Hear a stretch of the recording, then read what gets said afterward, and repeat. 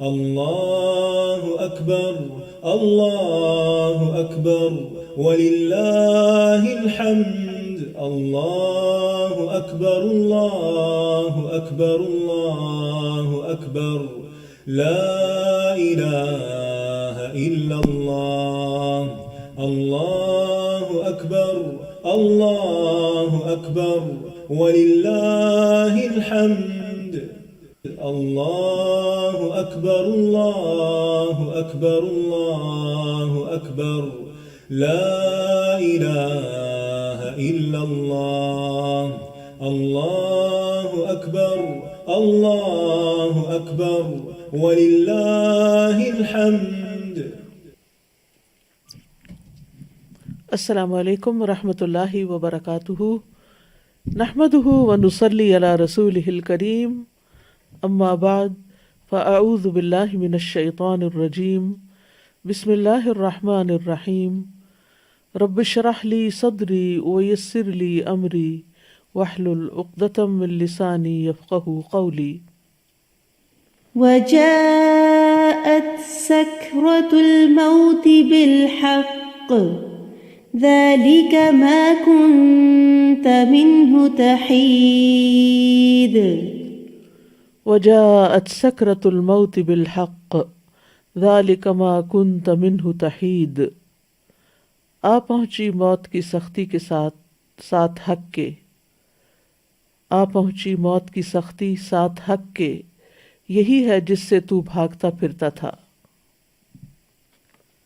موت اس دنیا میں انسان کی زندگی کے خاتمے کا نام ہے.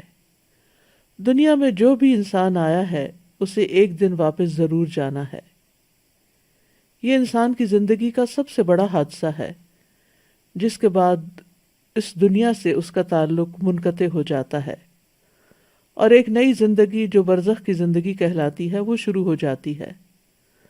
قیامت کے زلزلے کے ساتھ ہی یہ زندگی بھی ختم ہو جائے گی. پھر ایک نیا دور شروع ہوگا جس کی کامیابی اور ناکامی کا انحصار انسان کے اپنے اعمال پر ہوگا. ہم میں سے کوئی نہیں جانتا کہ اس کی موت کب آئے گی، لیکن ہم سب اسی دن کی طرف دوڑ رہے ہیں. ایسی صورتحال میں اصل کرنے کا کام اس دن کی تیاری کرنا ہے، تاکہ اس کے بعد جب ہم مالک کائنات کے سامنے پیش ہوں تو کوئی شرمندگی نہ ہو. موت کے بعد انسان اکیلا رہ جاتا ہے. موت انسان کو ہر چیز سے جدا کر دیتی ہے. موت ہر انسان کا پیچھا کر رہی ہے، مگر انسان اسے ہی بھولے ہوئے ہے. ضرورت اس بات کی ہے کہ ہم اس آخری وقت کو روزانہ یاد کریں اور اس کی تیاری میں لگے رہیں. وجاءت سکرۃ الموت بالحق ذلک ما کنت منہ تحید.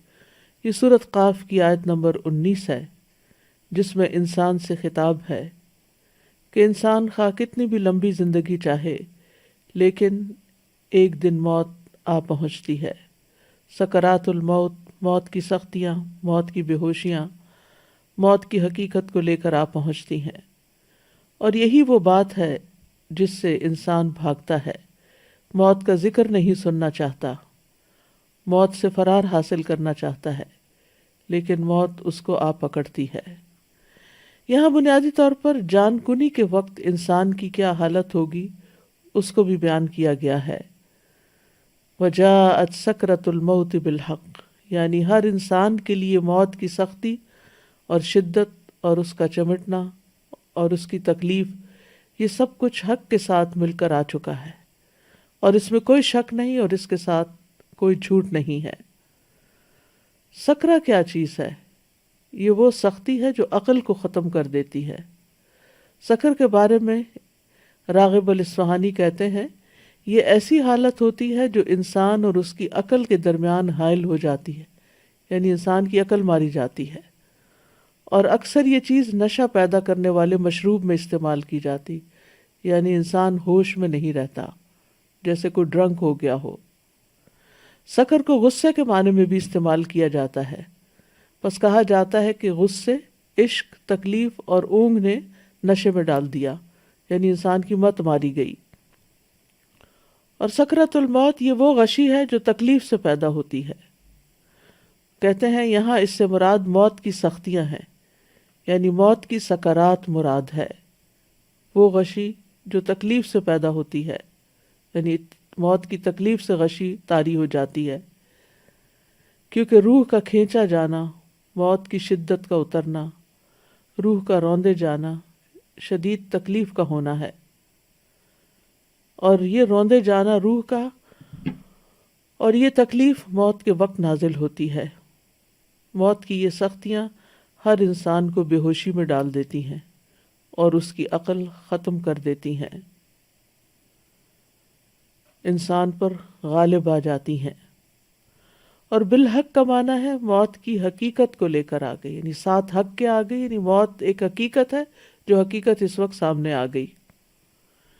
ایک اور قول ہے کہ آخرت کا معاملہ برحق ہے، یہاں تک کہ وہ انسان کے لیے موت کے وقت واضح ہو جاتا ہے، اس کو اپنی آنکھوں سے دیکھ لیتا ہے. ایک اور قول یہ بھی ہے کہ وہ چیز حق ہے جس طرف انسان کا معاملہ لوٹ کر جاتا ہے، یعنی خوش نصیبی کی طرف یا بدبختی کی طرف. تو بہرحال موت کی سختی برحق ہے. انسان جب تک زندہ ہوتا ہے اس کے اقوال، اس کے افعال لکھے چلے جاتے ہیں تاکہ ان پر اس کا محاسبہ کیا جا سکے. پھر اس کو موت آ جاتی ہے، پھر یہ وہ موت ہے جس کو وہ حق کے ظاہر ہوتے ہی دیکھ لیتا ہے، یعنی اس کی حقیقت سامنے آتے ہی اس کا مشاہدہ کرتا ہے اور اس کو اسی صورت میں دیکھتا ہے جس صورت میں اللہ نے اس سے وعدہ کیا ہے. اور ایک قول یہ بھی ہے کہ یہاں حق سے مراد بذات خود موت ہے. اس کو حق اس لیے کہا گیا ہے کہ ہر انسان موت کا حقدار ہوتا ہے، یا آخرت کے گھر کا جو کہ برحق ہے اور اس کی طرف اس کو منتقل ہونا ہے. ذالک ما کنت منہ تحید، یہی وہ چیز ہے، یعنی موت جو ہر زندہ چیز کی انتہا ہے. ما کنت منہ تحید، جس سے تم بھاگتے تھے، جس سے تم کتراتے تھے، اپنی زندگی میں اس سے فرار حاصل کرتے تھے. یعنی کوئی بھی چیز جس سے یہ انسان کو احساس ہونے لگے کہ اس کو کھانے سے موت آ سکتی ہے یا اس بیماری سے موت آ سکتی، تو انسان اس سے بھاگ جاتا ہے، اس کے قریب نہیں پھٹکتا. انسان کو اپنی جان بہت پیاری ہوتی ہے اور ہر اس چیز سے انسان بھاگتا ہے جس سے موت کا اس کو اندیشہ ہو. تو یہی بات یہاں کہی گئی کہ یہی وہ چیز ہے جس کو پیش تو آنا تھا لیکن تم اس سے بھاگتے رہے. جب کوئی بندہ کسی چیز سے ایک جانب ہو کر دور چلا جاتا ہے تو اس وقت کہا جاتا ہے حاد فلان عن الشیء یحیدہ حیدۃ. تو بہرحال انسان جب موت دیکھتا ہے تو پھر نہ بھاگ سکتا ہے، نہ کوئی مدد دے سکتا ہے، نہ اس سے خلاصی ممکن ہے. ابن عباس اس کا معنی یہ کرتے ہیں کہ یہی وہ چیز ہے جس کو تو ناپسند کرتا تھا. ہم میں سے ہر شخص موت کو ناپسند کرتا ہے اور اس کا سامنا نہیں کرنا چاہتا، لیکن موت تو ایک حقیقت ہے، ہر جان نے مرنا ہے. اللہ سبحانہ وتعالیٰ فرماتے ہیں کل نفس ذائقۃ الموت ثم الینا ترجعون، ہر جان موت کو چکھنے والی ہے، پھر تم ہماری ہی طرف لوٹائے جاؤ گے. موت کا فرشتہ مقرر کر دیا گیا ہے. سورۃ السجدہ میں آتا ہے قل یتوفاکم ملک الموت الذی وکل بکم ثم الی ربکم ترجعون، کہہ دو کہ موت کا فرشتہ جو تم پر مقرر کیا گیا ہے تمہاری جانیں قبض کر لیتا ہے، پھر تم اپنے رب کی طرف لوٹائے جاتے ہو. موت سے فرار ممکن نہیں ہے. سورۃ الجمعہ میں آتا ہے قل ان الموت الذی تفرون منہ فإنہ ملاقیکم ثم تردون الی عالم الغیب والشہادۃ فینبئکم بما کنتم تعملون، کہہ دو بلا شبہ وہ موت جس سے تم بھاگتے ہو یقیناً وہ تم سے ملنے والی ہے. یعنی انسان جتنا بھی بھاگ لے لیکن وہ تو سامنے سے آ رہی ہے. پھر تم ہر پوشیدہ اور ظاہر چیز کو جاننے والے کی طرف لوٹائے جاؤ گے تو وہ تمہیں بتائے گا کہ تم کیا کچھ کرتے رہے ہو. یعنی موت کس لیے رکھی گئی؟ تاکہ یہ دیکھا جائے کہ موت سے پہلے کی زندگی میں انسان نے کیا کام کیے ہیں، ان کا حساب کیا جائے اور اس پر اس کو جزا یا سزا دی جائے. کوئی بھی ذی روح موت سے نہیں بچ سکتا، کوئی بھی۔ سورۃ النساء میں آتا ہے اینما تکونوا یدرککم الموت ولو کنتم فی بروج مشیدہ، جہاں کہیں بھی تم ہو موت تمہیں آ ہی لے گی، خواہ تم مضبوط قلعوں میں محفوظ ہو جاؤ، موت وہاں بھی پہنچ جائے گی۔ یعنی کیسی بھی خوراک کھا لو، کیسے بھی گھر میں رہ لو، کیسے بھی علاج کروا لو، کیسی بھی سہولتیں تمہیں میسر ہوں، لیکن موت جس وقت آنی ہے وہ آ جائے گی، کوئی اس سے بچ نہیں سکتا۔ وَلَن يُؤَخِّرَ اللَّهُ نَفْسًا إِذَا جَاءَ أَجَلُهَا وَاللَّهُ خَبِيرٌ بِمَا تَعْمَلُونَ، اور اللہ کسی جان کو ہرگز مہلت نہیں دے گا جب اس کا وقت آ گیا، اور اللہ اس سے پوری طرح باخبر ہے جو تم کر رہے ہو۔ یعنی تمہارے روزمرہ کے اعمال بھی اللہ تعالیٰ کے سامنے ہیں۔ انس رضی اللہ عنہ سے روایت ہے، وہ کہتے ہیں کہ فاطمہ رضی اللہ تعالیٰ عنہ نے کہا، جب رسول اللہ صلی اللہ علیہ وسلم نے موت کی شدت محسوس کی، جو بھی محسوس کی، تو فاطمہ رضی اللہ عنہ کہنے لگی، ہائے تکلیف، یعنی ہائے میرے باپ کو تکلیف ہو رہی ہے۔ رسول اللہ صلی اللہ علیہ وسلم نے فرمایا، اے میری بیٹی، تمہارے باپ پر وہ وقت آ گیا ہے کہ اللہ اس سے کسی کو بھی چھوڑنے والا نہیں قیامت کے دن کی ملاقات کے لیے، کیونکہ اللہ سے ملاقات اس کے بعد ہی ہو سکتی ہے۔ انبیاء سارے کے سارے دنیا سے چلے گئے۔ رسول اللہ صلی اللہ علیہ وسلم نے فرمایا، جبریل میرے پاس آئے اور کہا، اے محمد صلی اللہ علیہ وسلم، جیسے چاہو زندگی گزارو، بالآخر تو مرنا ہے، جس کو چاہو اپنا محبوب بنا لو، یقیناً تجھے بالآخر اس سے جدا تو ہونا ہے۔ یعنی ایک نہ ایک دن وہ ساری چیزیں جن کو ہم بہت عزیز رکھتے ہیں، جو ہماری بہت پسندیدہ ہیں، چاہے انسان ہے یا غیر انسان، وہ سب کو چھوڑنا تو ہے ہی۔ موت انسان کو گھیرے ہوئے ہے۔ عبداللہ رضی اللہ عنہ کہتے ہیں کہ نبی صلی اللہ علیہ وسلم نے ایک سکوئر بنایا، 4 کونوں والا خط کھینچا، پھر اس کے درمیان یعنی سینٹر میں ہاف ہاف کر کے ایک خط کھینچا جو اس سکوئر سے باہر نکل رہا تھا۔ اس کے بعد درمیان والے خط کے اس حصے میں جو چوکٹے کے درمیان میں تھا، چھوٹے چھوٹے بہت سے خطوط کھینچے، اندر اس کے لکیریں لگائیں، اور پھر فرمایا، یہ انسان ہے اور یہ اس کی موت ہے جو اسے گھیرے ہوئے ہے، اور یہ جو بیچ کا خط باہر نکلا ہوا یہ اس کی امید ہے، یعنی سکوئر سے باہر جو نکلا ہوا ہے، اور یہ جو چھوٹے چھوٹے خط اس کے اوپر ہیں، اس لکیر کے اوپر، یہ اس کی دنیاوی مشکلات ہیں۔ یعنی سکوئر ہے، درمیان میں ایک لکیر ہے جو سکوئر سے باہر نکل رہی ہے، اس لکیر کے اوپر چھوٹے چھوٹے اپوزٹ سائڈ پر خط یعنی کہ لکیریں لگی ہوئی ہیں، اور یہ اس کی مشکلات ہے۔ یعنی انسان یوں جا رہا ہے، پھر ایک رکاوٹ آتی ہے، پھر اس کو پار کرتا ہے، پھر اگلی آ جاتی، پھر اگلی، پھر اگلی، پھر اگلی، موت تک یہی ہوتا ہے۔ لیکن پھر بھی وہ امید نہیں ہارتا، وہ چاہتا ہے کہ لمبی عمر جیے، اور اس چوکٹے سے باہر بھی اس کی امیدیں جا رہی ہیں۔ بس جب انسان ایک مشکل سے بچ کر نکلتا ہے تو دوسری میں پھنس جاتا ہے، اور دوسرے سے نکلتا ہے تو تیسری میں پھنس جاتا ہے۔ مطرف بن عبداللہ الشخیر اپنے والد سے روایت کرتے ہیں کہ نبی صلی اللہ علیہ وسلم نے فرمایا، ابن آدم کی شکل و صورت یوں دکھائی گئی ہے کہ اس کے آس پاس 99 موتیں ہیں، یعنی 99 حادثات اور مصیبتیں اس کے آس پاس ہیں، اللہ اس کو بچائے رکھتا ہے، اور جب موت کا وقت آتا ہے تو وہ ختم ہو جاتے ہیں۔ اگر وہ موتیں اس سے خطا کر بھی جائیں تو وہ انتہائی درجے کے بڑھاپے کا شکار ہوتا ہے، حتیٰ کہ مر جاتا ہے۔ موت کا وقت اور جگہ بھی مقرر ہے۔ وَمَا كَانَ لِنَفْسٍ أَن تَمُوتَ إِلَّا بِإِذْنِ اللَّهِ كِتَابًا مُؤَجَّلًا، اور کسی جان کے لیے ممکن نہیں کہ اللہ کے حکم کے بغیر مر جائے، لکھے ہوئے کے مطابق جس کا وقت مقرر ہے۔ سورۃ النحل میں آتا ہے، فَإِذَا جَاءَ أَجَلُهُمْ لَا يَسْتَأْخِرُونَ سَاعَةً وَلَا يَسْتَقْدِمُونَ، پھر جب اس کا وقت آ جائے گا تو ایک گھڑی نہ پیچھے رہ سکتے ہیں نہ آگے بڑھ سکتے ہیں، عین جس وقت دم نکلنا ہے اسی وقت نکلے گا۔ مطر بن اقامس کہتے ہیں کہ رسول اللہ صلی اللہ علیہ وسلم نے فرمایا، جب کسی خاص جگہ میں کسی کو موت دینے کا فیصلہ کر دیا جاتا ہے تو وہ جگہ اس کے لیے محبوب بنا دی جاتی ہے، اور وہاں اس کی کوئی ضرورت پیدا کر دی جاتی ہے، اور پھر انسان کیا کرتا ہے؟ ہم دیکھتے ہیں، ہمارا مشاہدہ ہے کہ انسان اس جگہ پہنچ جاتا ہے، یا کوئی ایکسیڈنٹ ہو جاتا ہے، یا پھر ویسے بیماری کوئی آ جاتی ہے اور پھر وہ موت آ جاتی ہے.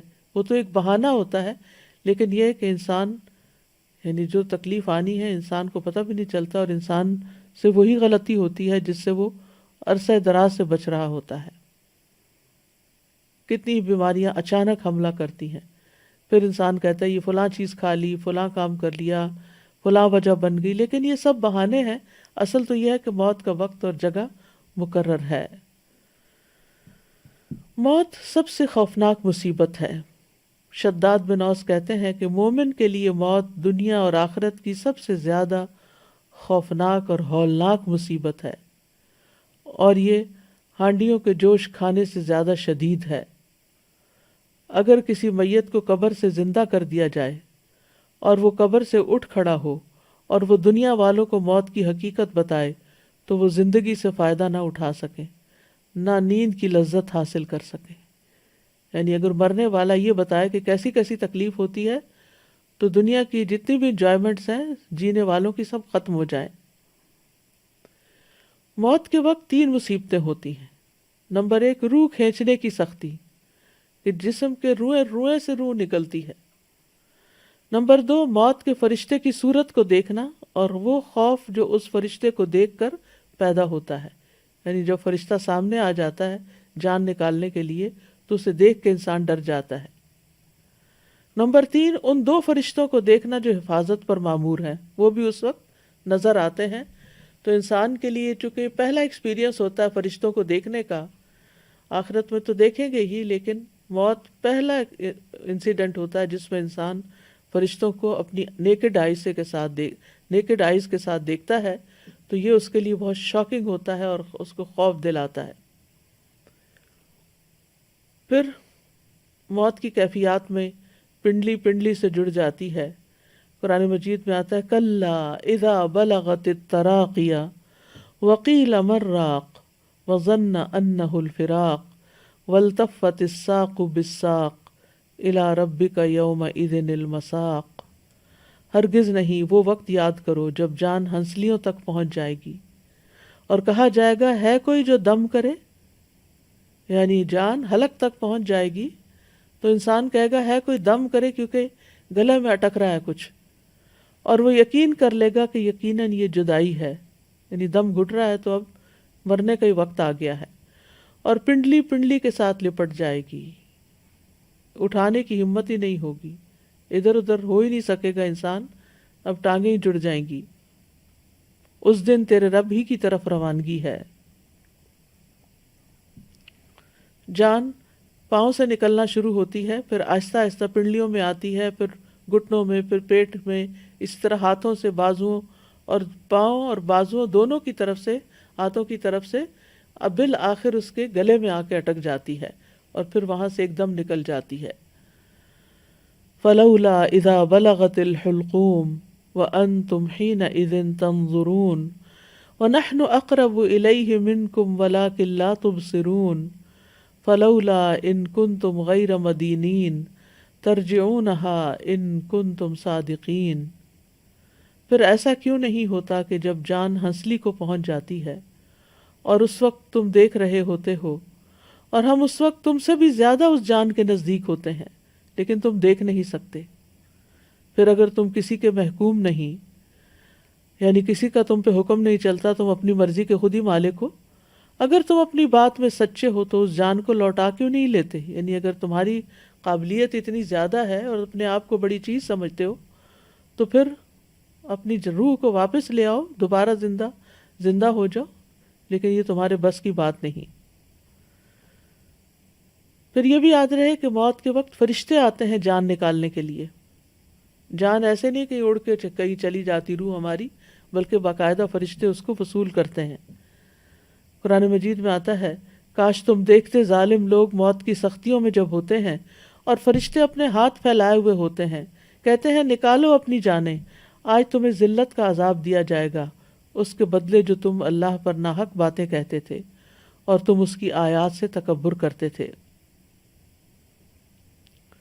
پھر اسی طرح یہ ہے کہ موت کسی کی بھی ہو، کسی کی بھی موت کی خبر سنتے ہیں تو انسان گھبرا اٹھتا ہے، اس کا دل چھوٹا ہوتا ہے، لیکن انسان اس سے بچ نہیں سکتا۔ موت کا وقت ایک تکلیف کا وقت ہے۔ شداد بن اوس کہتے ہیں کہ موت دنیا اور آخرت میں مومنوں پر بہت ہولناک مصیبت ہے۔ مومنوں پر موت آریوں کے چیرنے سے بھی زیادہ سخت ہے، کہ جیسے کسی کا جسم کاٹا جا رہا ہو، کینچیوں کے کاٹنے سے بھی زیادہ شدید ہے، ہانڈیوں میں کسی چیز کے جوش کھانے سے بھی زیادہ سخت ہے۔ اگر کسی آدمی کو دوبارہ زندہ کیا جائے پھر وہ دنیا والوں کو موت کی تکلیف کے بارے میں بتا دے تو لوگ اپنی زندگیوں سے فائدہ نہ اٹھا سکیں اور نہ نیند کی لذت حاصل کر سکیں۔ ابن سعد نے عوانہ بن حکم سے روایت کرتے ہوئے اپنی کتاب میں بیان کیا ہے، وہ کہتے ہیں کہ عمرو بن العاص کہا کرتے تھے کہ مجھے تعجب ہے اس شخص پر جس پر موت نازل ہو جائے اور اس کی عقل بھی کام کر رہی ہو تو وہ اس کو بیان کیوں نہیں کرتا۔ پھر جب ان پر موت واقع ہوئی تو ان کے بیٹے عبداللہ نے کہا، ابا جان، آپ کہا کرتے تھے تعجب ہے اس آدمی پر جس پر موت نازل ہو اور اس کی عقل بھی کام کر رہی ہو تو وہ موت کی حقیقت کیوں نہیں بتاتا؟ بس آپ ہمارے لیے موت کی حقیقت کو بتائیے۔ انہوں نے کہا، اے بیٹے، موت اس سے بڑی ہے کہ اس کو بیان کیا جائے، لیکن میں موت کا کچھ حال بیان کرتا ہوں۔ مجھے ایسے لگ رہا ہے کہ میری گردن پر رضوہ پہاڑ رکھا ہوا ہے، مجھے ایسے لگ رہا ہے کہ میرے پیٹ میں کانٹے ہیں، اور مجھے ایسے لگ رہا ہے گویا کہ میری روح سوئی کے سوراخ سے نکل رہی ہے، یعنی اتنی تھوڑی تھوڑی کر کے باہر نکل رہی ہے۔ بہرحال ہر انسان کو موت کی سختی لاحق ہوتی ہے، لیکن ہر انسان کی موت کی شدت اور موت کی سختی کے ہلکا ہونے میں فرق ہوتا ہے، اور اکثر ایسا ہوتا ہے کہ مومنوں پہ یہ سختیاں ہلکی ہوتی ہیں، کافروں پر شدید ہوتی ہیں۔ انبیاء کے لیے موت کی سختیوں کو بڑھا دیا جاتا ہے تاکہ ان کے لیے ان کا اجر بڑھایا جا سکے۔ پرہیزگاروں اور بدبختوں اور نیک اور برے آدمی کے درمیان موت کے وقت فرق ہوتا ہے۔ ہم کہتے ہیں کہ یہ دونوں برابر نہیں ہیں، کافر اور فاجر اور موت کی سختی بہت زیادہ جھیلتے ہیں جبکہ مومن پہ اتنی سختی نہیں ہوتی، تو روح نکلنے کے ساتھ ساتھ اس کی رگیں اور اعصاب ٹکڑے ٹکڑے ہوتے رہتے ہیں۔ تو یہ ایک چیز ہے، اور دوسری چیز یہ ہے کہ کافر و فاجر کی موت کی سختیاں آزمائش اور ناراضگی اور شدت اور عذاب اور عبرت ہیں، اور جہاں تک مومن پرہیزگار کا تعلق ہے تو یہ اللہ کا عطیہ اور نعمت اور رحمت ہے کہ اس سختی کی وجہ سے گناہ مٹا دیے جاتے ہیں یا اس کے درجات بلند کر دیے جاتے ہیں۔ مومن کو تو ایک کانٹا بھی چبھے تو اس کے گناہ معاف ہوتے ہیں۔ ذکوان کہتے ہیں کہ حضرت عائشہ کہا کرتی تھی، وفات کے وقت رسول اللہ صلی اللہ علیہ وسلم کے سامنے ایک بڑا پیالہ تھا یا چمڑے کی تھیلی تھی جس میں پانی تھا، آپ اپنے دونوں ہاتھ اس برتن میں ڈالتے اور پھر اپنے ہاتھوں کو اپنے چہرے پر ملتے اور فرماتے، لا الہ الا اللہ، یقیناً موت میں سختی ہوتی ہے۔ پھر اپنا ہاتھ اٹھا کر فرمانے لگے، پھر رفیق الاعلیٰ، یہاں تک کہ آپ کی روح قبض کر لی گئی اور آپ کا ہاتھ جھک گیا۔ موت کی شدت کو برا نہیں سمجھنا چاہیے، یعنی اگر آپ دیکھیں کہ کوئی مریض ہے جس کے اوپر بہت وقت لگ گیا ہے اس کو اس اسٹرگل میں، تو اس کو برا نہ سمجھے کہ ضرور یہ کوئی برا آدمی ہوگا تو اس وجہ سے اس کے ساتھ یہ ہو رہا ہے۔ ہر ایک کا ایکسپیرینس مختلف ہو سکتا ہے۔ حضرت عائشہ کہتی ہیں کہ نبی صلی اللہ علیہ وسلم کی وفات ہوئی تو آپ میری ہنسلی اور ٹھوڑی کے درمیان سر رکھے ہوئے تھے۔ جب سے میں نے نبی صلی اللہ علیہ وسلم پر موت کی سختی دیکھی ہے، اس کے بعد میں موت کی سختی کو کسی کے لیے برا نہیں سمجھتی۔ یعنی آپ تو سب سے زیادہ نیک انسان تھے لیکن موت کی تکلیف سے گزرے، تو دوسرے اگر کسی اور پر بھی یہ تکلیف آتی ہے تو اس کا یہ مطلب نہیں کہ ضرور وہ کوئی برا آدمی ہے تو اس لیے اس کو زیادہ تکلیف آ رہی ہے۔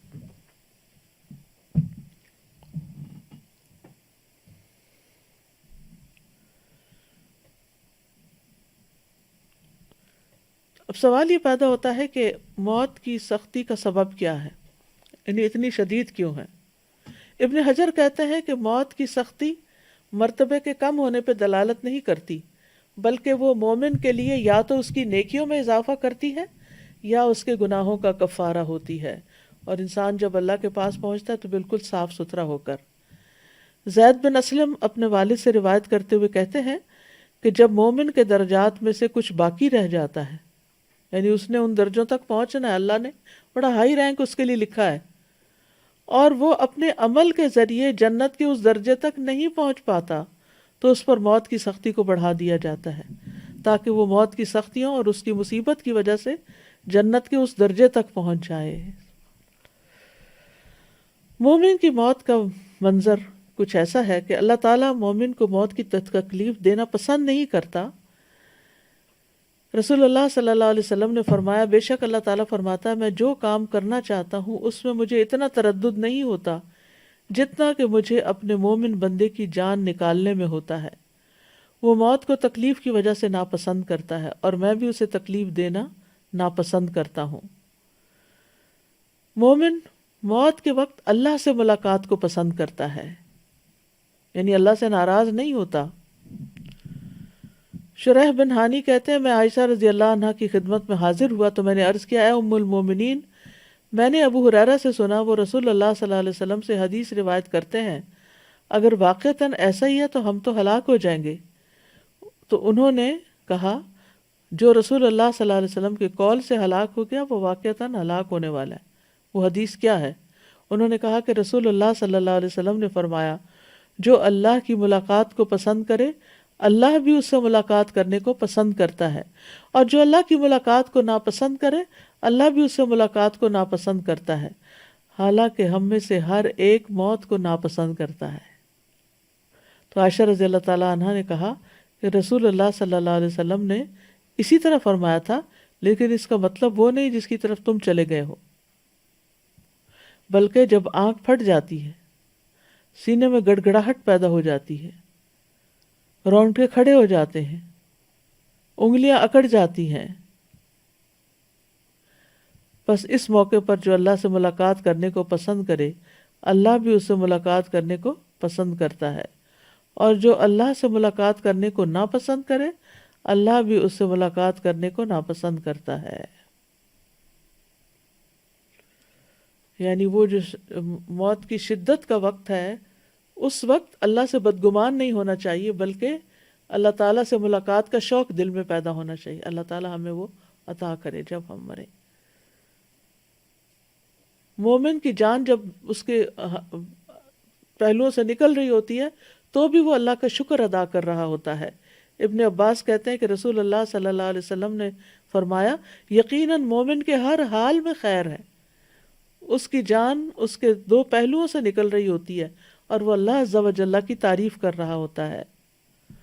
حسن بصری کہتے ہیں مومن کے لیے راحت صرف اللہ کی ملاقات میں ہی ہے، اور جس کی راحت اللہ کی ملاقات میں ہو تو اس کی موت کا دن اس کے لیے مسرت اور خوشی اور امن اور عزت اور شرف کا دن ہوگا۔ عبداللہ بن مسعود کہتے ہیں کہ نبی صلی اللہ علیہ وسلم نے فرمایا، بے شک مومن کی روح پسینے سے نکلتی ہے جبکہ کافر کی روح اس کی باٹ سے نکلتی ہے جیسے گدھے کی روح۔ مرتے ہی سلامتی اور جنت کی بشارت مل جاتی ہے۔ الذین تتوفاہم الملائکۃ طیبین یقولون سلام علیکم ادخلوا الجنۃ بما کنتم تعملون۔ وہ لوگ جو پاک سیرت ہوتے ہیں فرشتے ان کی روح قبض کرنے آتے ہیں تو کہتے ہیں تم پر سلام ہو، جو اچھے عمل تم کرتے رہے ہو اس کے صلے میں جنت میں داخل ہو جاؤ۔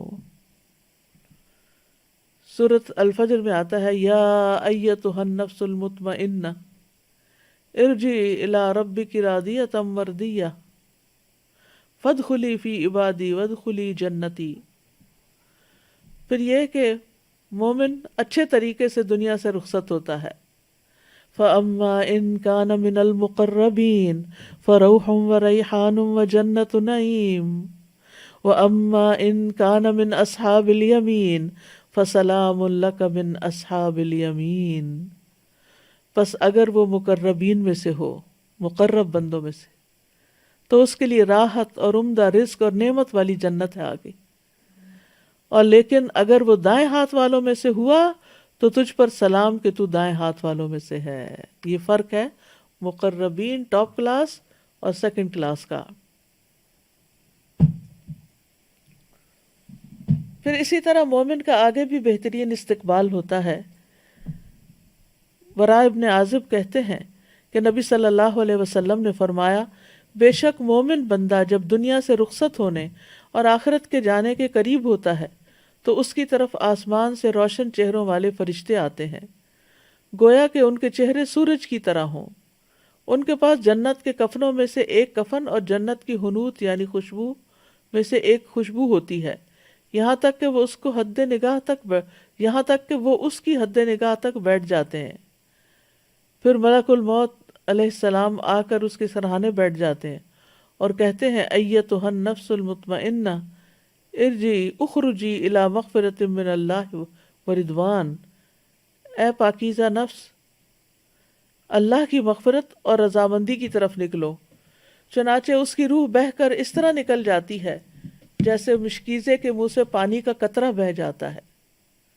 پھر ملک الموت اسے پکڑ لیتے ہیں، اور جب وہ اسے پکڑ لیتے ہیں تو دوسرے فرشتے پلک جھپکنے کی مقدار بھی اس کی روح کو ملک الموت کے ہاتھ میں نہیں رہنے دیتے، بلکہ ان سے لے کر اسے کفن میں لپیٹ کر اپنی لائی ہوئی حنوط مل دیتے ہیں، خوشبو ملتے ہیں، اور اس کے جسم سے ایسی خوشبو نکلتی ہے جیسے بہت ہی زیادہ مہکنے والی کستوری کی خوشبو جو روئے زمین پر پائی گئی ہو۔ پھر فرشتے اس روح کو لے کر اوپر چڑھ جاتے ہیں۔ اس کے بارے میں ایک نرس نے مجھے بتایا تھا جو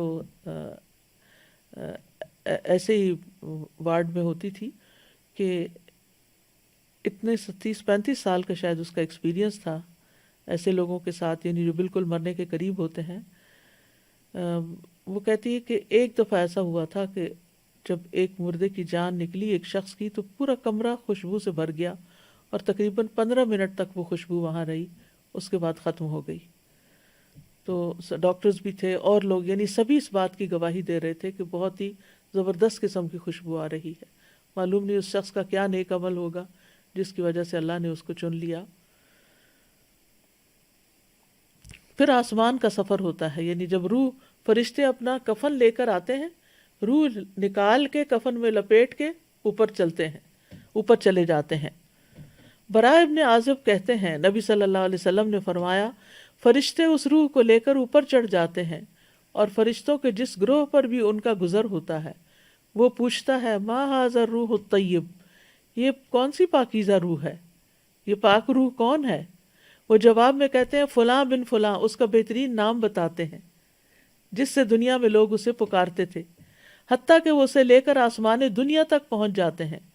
وہ اس کے لیے دروازہ کھلواتے ہیں تو ان کے لیے دروازہ کھول دیا جاتا ہے، تو ہر آسمان کے مقرب فرشتے اس کے ساتھ ساتھ چلتے ہیں آسمان کی طرف جو اس کے بعد آتا ہے، اس طرح اسے 7ویں آسمان تک پہنچا دیا جاتا ہے۔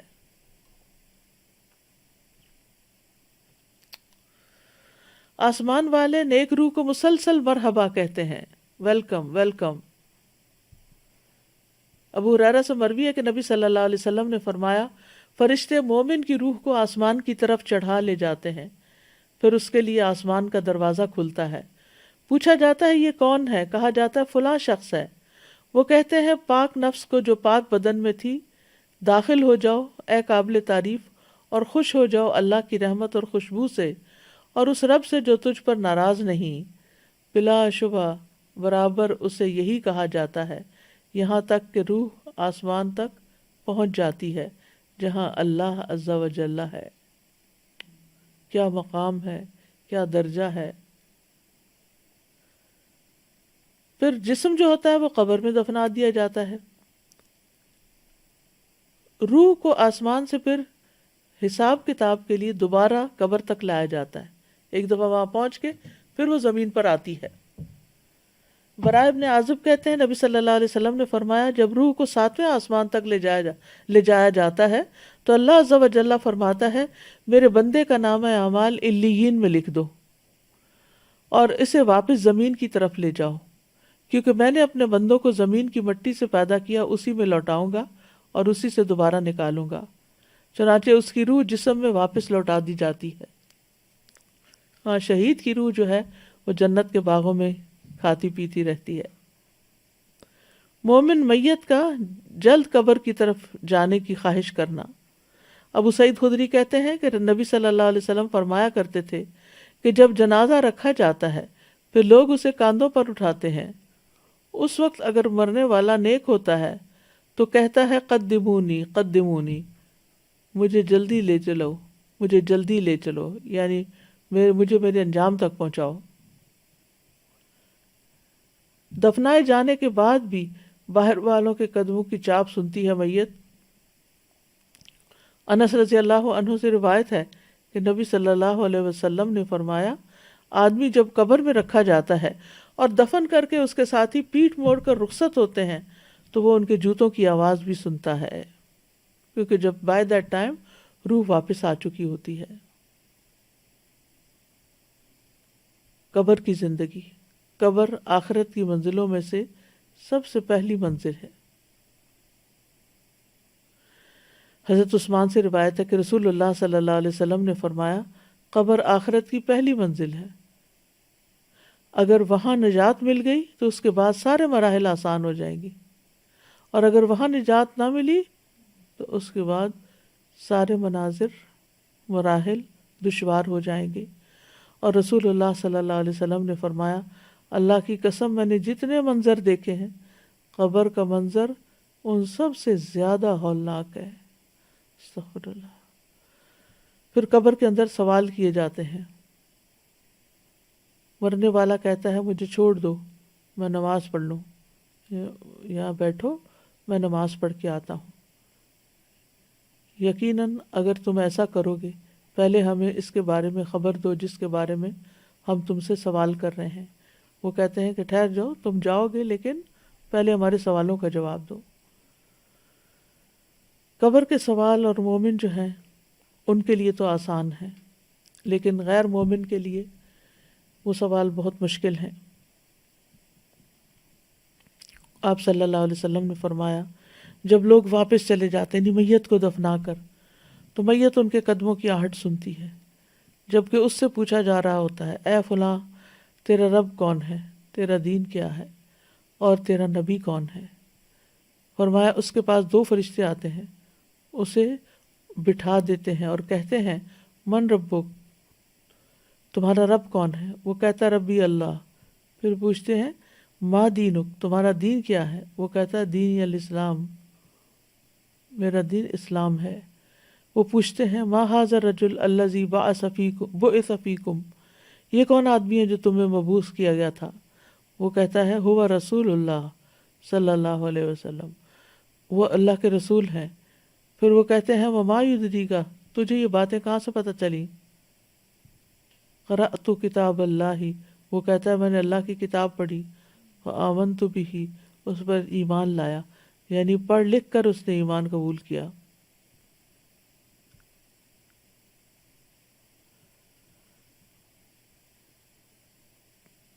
یہ کتنا ضروری ہے پڑھنا لکھنا، کتنا ضروری ہے سوچ سمجھ کے زندگی بسر کرنا۔ یہی سوال جواب اللہ کے اس فرمان کے مصداق ہیں، یثبت اللہ الذین آمنوا منکم، یثبت اللہ الذین آمنوا، اللہ ایمان والوں کو ثابت قدمی عطا کرے گا۔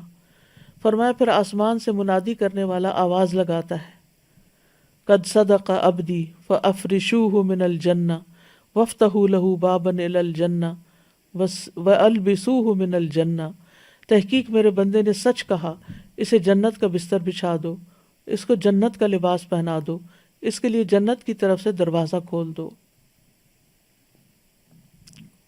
قبر میں نیک اعمال مومن کی حفاظت کرتے ہیں۔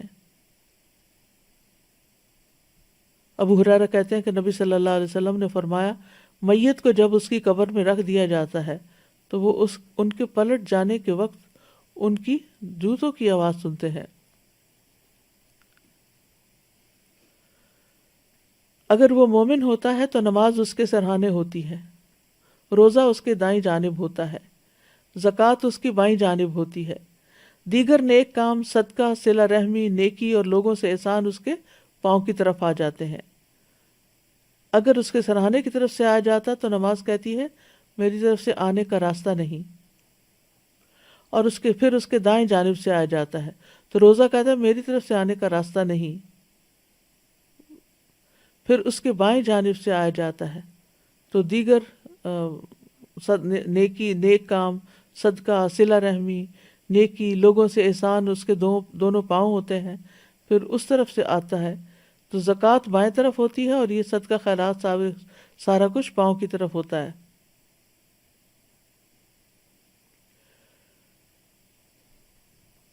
پھر اس کے سرہانے کی طرف سے آیا جاتا ہے، تو نماز کہتی ہے میری طرف سے آنے کا راستہ نہیں، دائیں طرف سے روزہ کہتا ہے میری طرف سے آنے کا راستہ نہیں، بائیں طرف سے زکوٰۃ کہتی ہے میری طرف سے آنے کا راستہ نہیں، پھر اس کے دونوں پاؤں کی طرف سے آیا جاتا ہے۔ پھر نیک اعمال، صدقہ، صلہ رحمی، نیکی اور لوگوں سے اچھا سلوک کہتے ہیں کہ میری طرف آنے کا راستہ نہیں، یعنی وہاں سے وہ گزرنے نہیں دیتے کسی بھی عذاب یا کسی بھی بلا کو۔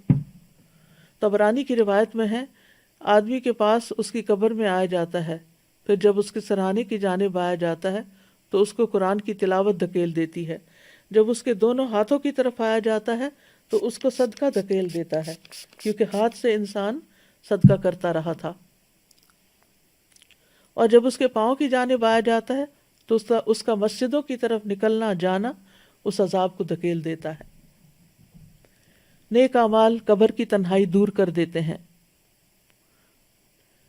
کیونکہ براء ابن عازب کی روایت ہے، نبی صلی اللہ علیہ وسلم نے فرمایا قبر میں مومن کے پاس ایک خوبصورت لباس اور انتہائی عمدہ خوشبو والا ایک آدمی آتا ہے اور اسے کہتا ہے ابشر، خوشخبری ہو، خوشخبری پاؤ جو تمہیں خوش کرے گی، یہ وہی دن ہے جس کا تم سے وعدہ کیا جاتا تھا۔ وہ اس سے پوچھتا ہے تم کون ہو؟ تمہارا چہرہ ہی خیر کا پتہ بتا رہا ہے۔ وہ جواب دیتا ہے انا عملک الصالح، میں تمہارا نیک عمل ہوں۔ اس پر وہ کہتا ہے میرے رب قیامت ابھی قائم کر دے تاکہ میں اپنے گھر والوں اور مال میں واپس لوٹ جاؤں۔ تو نیک اعمال جو اخلاص کے ساتھ کیے ہوئے ہوں کتنے ضروری ہیں، وہی ساتھ جانے ہیں، باقی تو آل اولاد اور مال جو ہے وہ واپس پیچھے ہی رہ جاتا ہے۔ لیکن ہمارا زیادہ وقت مال اور اولاد اور ان چیزوں میں لگتا ہے، جبکہ نیک اعمال کے لیے ہم اس طرح وقت نہیں نکالتے جس طرح نکالنا چاہیے۔ مومن کے لیے قبر روشن اور وسیع ہو جاتی ہے، 14ویں کے چاند کی طرح کی روشنی کر دی جاتی ہے، 70 ہاتھ قبر کشادہ کر دی جاتی ہے، اس پر سبزے سے بھر دی جاتی ہے اس دن تک کے لیے جب وہ اٹھائے جائیں گے۔ صبح و شام جنت میں اس کا ٹھکانہ دکھایا جاتا ہے، جنت کا دروازہ کھولا جاتا ہے جس سے اس کی خوشی اور سرور میں اضافہ ہو جاتا ہے، جنت کا کھانا بھی ملتا ہے۔ جو نیک لوگ ہوتے ہیں، یعنی جتنے زیادہ اللہ کے فرما بردار اور نیک اعمال والے، ان کی اتنا ہی اعزاز اور تکریم۔ وہ گھر والوں کو خبر دینے کی تمنا کرتا ہے کہ میرے پیچھے والوں کو بتا دیا جائے۔ مومن کو سکون کی نیند سے سلا دیا جاتا ہے، لیکن غیر مومن کی موت کا منظر بہت ہی ہولناک ہے۔ اگر مرتے وقت اس کی سزائیں کیا ہوتی ہیں، اگر وہ جھٹلانے والے گمراہوں میں سے ہو تو کھولتا ہوا پانی اس کی مہمانی ہوگی اور وہ دوزخ میں دھکیل دیا جائے گا۔ یہ سورۃ الواقعہ میں آتا ہے۔ فرشتے جو آتے ہیں ان لوگوں کے پاس جو اپنی جانوں پر ظلم کرتے ہیں تو وہ ہتھیار ڈال دیتے ہیں، کہتے ہیں ہم تو برے کام نہیں کر رہے تھے۔ فرشتے کہتے ہیں کیوں نہیں، جو کچھ تم کر رہے تھے اللہ یقیناً اسے خوب جانتا ہے۔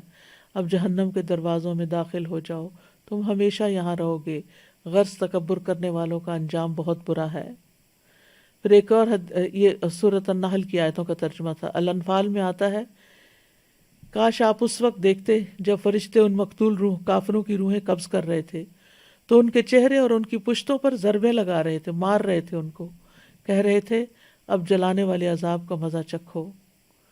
کافر کی روح لینے کے لیے سیاہ چہروں والے فرشتے اترتے ہیں جن کے پاس ٹارٹ ہوتے ہیں، اور پھر وہ جب جان نکال لیتے ہیں، جان نکالنے لگتے ہیں تو روح دوڑنے لگتی ہے اندر۔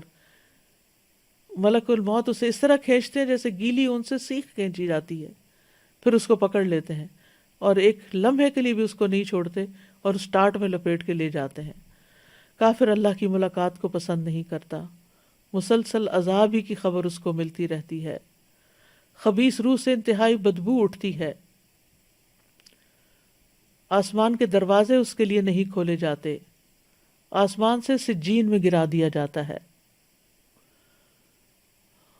فرشتوں کے جس گروہ کے پاس سے گزر ہوتا ہے وہی گروہ کہتا ہے ما ھذا الروح الخبیث، یہ خبیث روح کس کی ہے؟ تو فرشتے اس کو جو اٹھائے ہوئے ہوتے ہیں اس کا بدترین نام بتاتے ہیں جو دنیا میں اس کا کوئی لیتا ہوگا.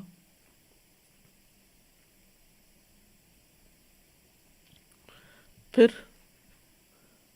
اگر مرنے والا نیک نہیں ہوتا تو قبر میں جانے کی تمنا نہیں کرتا. وہ کہتا ہے ہائے میری بربادی، تم مجھے کہاں لے جا رہے ہو. قبر میں سوال جواب کے وقت خوف کی حالت میں اٹھتا ہے اور پھر ہاں ہاں لا ادری کہہ کے جواب دیتا ہے. اس کے جواب کی تکذیب کرنے سے جہنم سے لباس اور بستر آتا ہے.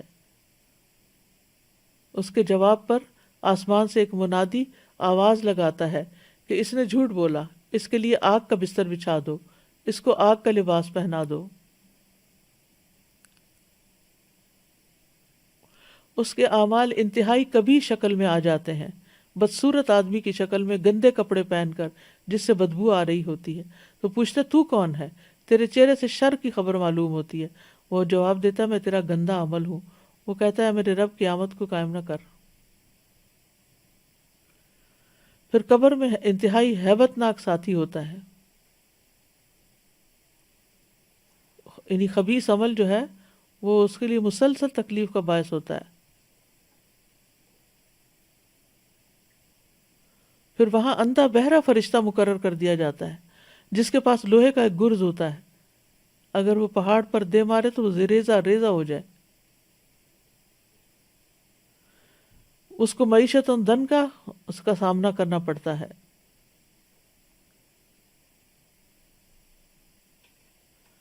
پھر قبر میں کوئی عمل موجود نہیں ہوتا. حسرت کے لیے جنت کا ٹھکانہ دکھایا جاتا ہے اور قبر میں اس کو نیند کی سی کیفیت ہوتی ہے لیکن ساتھ بچھو سانپ وغیرہ کاٹتے رہتے ہیں. تو یہ کہا جاتا ہے منحوس کی سی نیند سو جا. پھر موت جو ہے وہ خاتمے کا نام ہے، اور اچھا خاتمہ صرف یہ نہیں کہ انسان اس حال میں مرے جب انسان مسجد میں ہو یا جائے نماز پہ ہو یا قرآن سامنے ہو. نبی صلی اللہ علیہ وسلم اپنے بستر پر فوت ہوئے، ابو بکر اپنے بستر پر فوت ہوئے.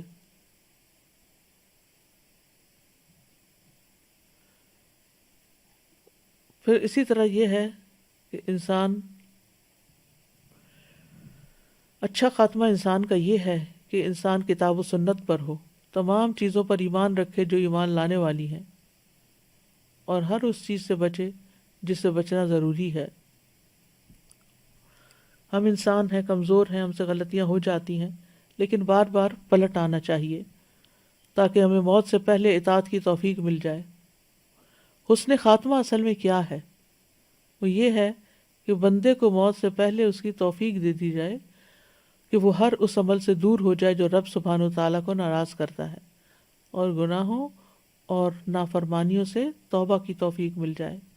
توحید پر خاتمہ ہو، لا الہ الا اللہ پر. موت سے پہلے ہدایت مل جائے. حسن خاتمہ کے اسباب کیا ہیں؟ حسن خاتمہ میں اگر کوئی چاہتا ہے کہ اس کا خاتمہ اچھا ہو تو زندگی میں اللہ کی اطاعت پر قائم رہے اور تقوی اپنے اندر پیدا کرتا رہے.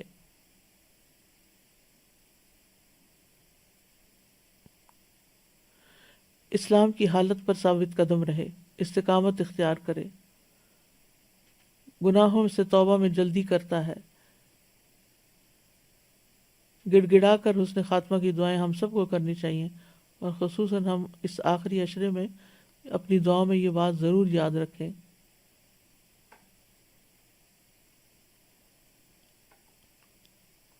ظاہر اور باطن میں اپنی اصلاح کی کوشش کرتے رہنا چاہیے. قرآن سے تعلق مضبوط کر لینا چاہیے، اللہ سے حسن ظن رکھنا چاہیے، کثرت سے اللہ کا ذکر کرنا چاہیے. برا خاتمہ کیا ہے؟ برا خاتمہ 2 درجوں پر ہے. پہلا مرتبہ یہ کہ انسان شک کا شکار ہو جائے. دوسرا مرتبہ جو اس سے کم درجے کا ہے کہ موت کے وقت انسان کے دل پر دنیا کے کسی کام کی محبت یا حرام خواہشات میں سے کوئی خواہش غالب آ جائے اور وہ خواہش اس کے دل میں متشکل ہو کے دکھائی دے.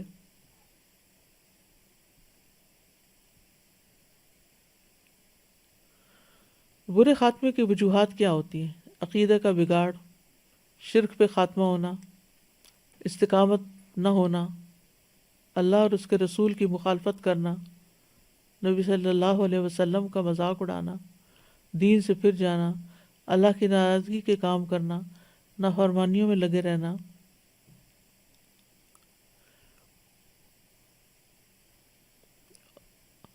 راتوں کو اللہ کی نافرمانی میں گزارتے ہوئے موت آ جانا، اللہ کے حرام کردہ امور کی کا ارتکاب کرنا، دنیا میں ہی مگن ہو جانا، خودکشی کر لینا، جھوٹے الزام لگانا، لوگوں کو گمراہ کرنا،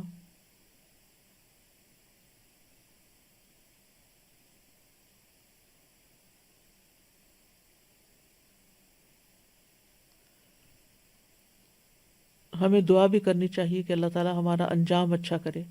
فاطر السماوات والارض انت ولی فی الدنیا والآخرہ توفنی مسلما والحقنی بالصالحین۔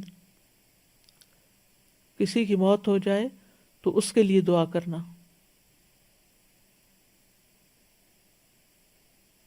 بری موت سے پناہ مانگنا چاہیے، بری بیماریوں سے بھی پناہ مانگنی چاہیے۔ اللہ کی راہ میں شہادت کی دعا، شہد اللہم ارزقنی شہادتا فی سبیلک وجعل موتی فی بلد رسولک صلی اللہ علیہ وسلم۔ نیک لوگوں کے ساتھ فوت ہونے کی دعا کرنی چاہیے، نیک لوگوں کے ساتھ ملنے کی دعا کرنی چاہیے، رفیق اعلیٰ سے ملنے کی دعا کرنی چاہیے،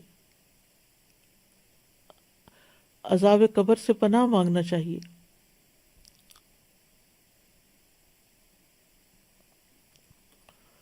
موت کرنے کے کام یہ ہے کہ موت سے پہلے پہلے نیکیوں سے فائدہ اٹھا لیں۔ موت کی علامات ظاہر ہونے پر ایمان لانا فائدہ نہ دے گا۔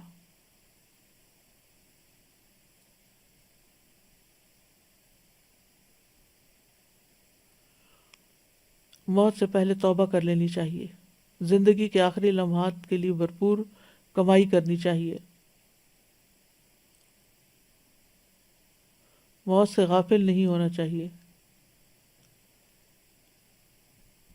موت کا ذکر کرتے رہنا چاہیے، اس میں غور و فکر کرنا چاہیے۔ ایسا کوئی کام نہیں کرنا چاہیے جو موت کے وقت حسرت کا باعث ہو۔ موت کو کثرت سے یاد کرنا چاہیے۔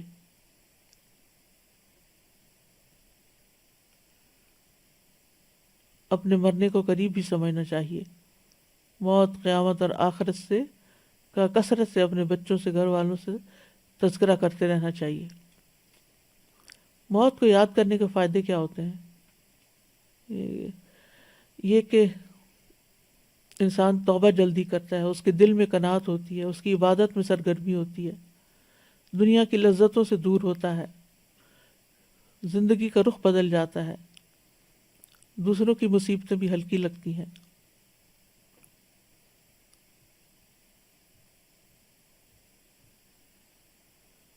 پھر موت کو ناپسند نہیں کرنا چاہیے۔ جس عمل کی وجہ سے موت ناپسند ہو اس کو چھوڑ دیں، جنت کی فکر کریں کیونکہ وہاں موت نہیں ہوگی، موت کی تمنا کریں، اور پھر مرنے والوں کو کلمے کی تلقین کریں، لا الہ الا اللہ، وآخر دعوانا ان الحمد للہ رب العالمین، سبحانک اللہم وبحمدک، اشہد ان لا الہ الا انت، استغفرک واتوب الیک۔ السلام علیکم ورحمۃ اللہ وبرکاتہ۔ اللہ